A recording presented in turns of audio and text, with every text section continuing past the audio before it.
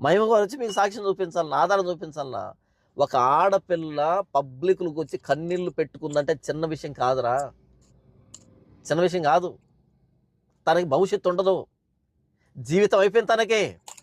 ఎవరితో ఒక అబ్బాయితో మాట్లాడుతూ కనబడితేనే ఇక ఆ అమ్మాయి క్యారెక్టర్‌ని నీచాతి నీచంగా మాట్లాడేటువంటి సంస్కృతిలో ఉన్నటువంటి మనం, ఈ ముక్క అర్థం కాదారా? ఆ అమ్మాయికి ఆ అమ్మాయే వచ్చి నేను మోసపోయాను, నన్ను మోసం చేశాడు, నన్ను ప్రెగ్నెంట్ చేశాడు, నాకు అబార్షన్ చేయించాడని చెబుతుందంటే తనకి ఏ లాభం ఉంది?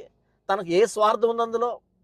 వీడితో నేను ఉన్నాను శారీరకంగా, ఇంకొకరిని పెళ్లి చేసుకొని వాళ్ళని మోసం చేయలేను, చావోరేవో వీడితోనే తేల్చుకుంటాను, ఎంత దూరం వెళ్ళినా పర్లేదు, నన్ను ఎంతమంది ఏమనుకున్నా పర్లేదు, ఆ వ్యక్తి నాకు కావాలి, ఆ వ్యక్తి కొట్టి చంపినా పర్లేదు, ఆ వ్యక్తి నాకు కావాలని ఆ అమ్మాయి ఎక్కింది అంటే, సమాజంలోకి వచ్చిందంటే, యూట్యూబ్లోకి ఎక్కిందంటే అర్థం కావట్లేదరా ఆ అమ్మాయి ఆవేదన, ఆ అమ్మాయి ప్రేమ?